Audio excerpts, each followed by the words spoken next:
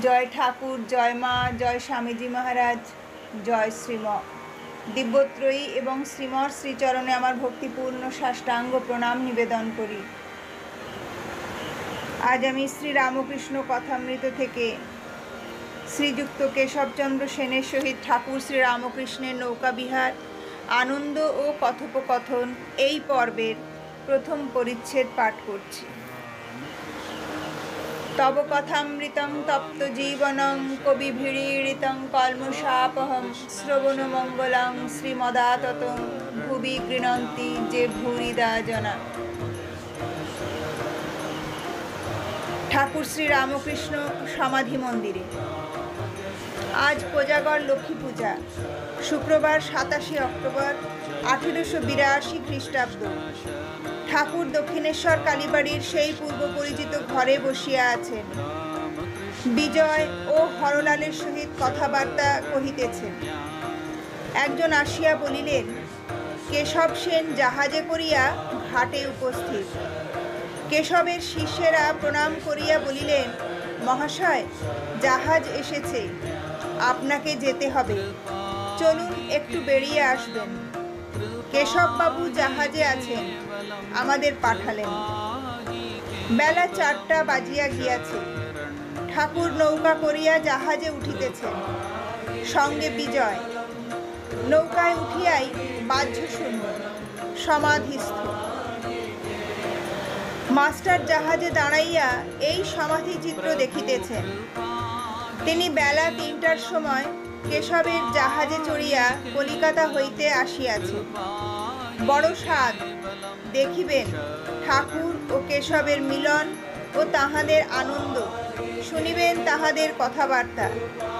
কেশব তাহার সাধু চরিত্রে ও বক্তৃতা বলে মাস্টারের ন্যায় অনেক বঙ্গীয় যুবকের মন হরণ করিয়াছেন। অনেকেই তাহাকে পরম আত্মীয় বোধে হৃদয়ের ভালোবাসা দিয়াছেন। কেশব ইংরেজি পড়ালো, ইংরেজি দর্শন সাহিত্য পড়িয়াছেন। তিনি আবার দেবদেবী পূজাকে অনেকবার পৌত্তলিকতা বলিয়াছেন। এইরূপ লোক শ্রী রামকৃষ্ণকে ভক্তি শ্রদ্ধা করেন, আবার মাঝে মাঝে দর্শন করিতে আসেন। এটি বিস্ময়কর ব্যাপার বটে।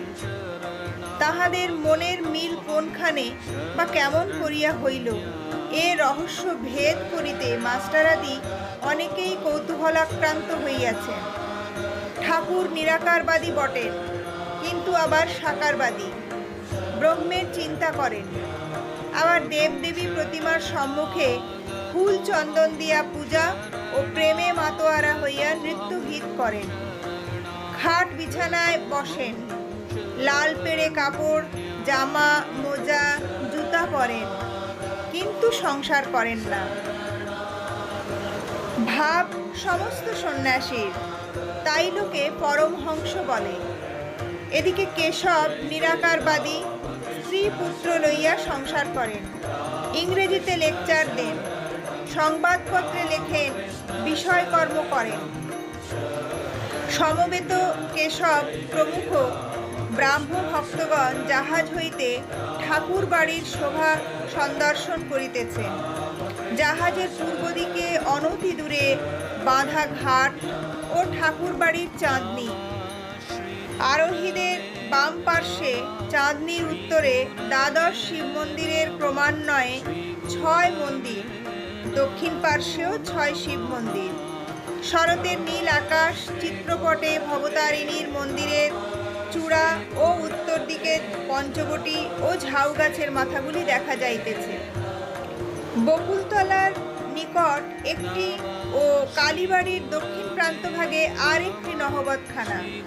2 নহবতখানার মধ্যবর্তী উদ্যান পথ, ধারে ধারে সারি সারি পুষ্পবৃক্ষ। শরতের নীলাকাশের নীলিমা জাহ্নবী জলে প্রতিভাসিত হইতেছে।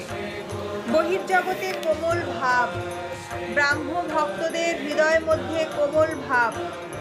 ঊর্ধ্বে সুন্দর নীল অনন্ত আকাশ, সম্মুখে সুন্দর ঠাকুর বাড়ি, নিম্নে পবিত্র সলিলা গঙ্গা। যাহার তীরে আর্য ঋষিগণ ভগবানের চিন্তা করিয়াছেন।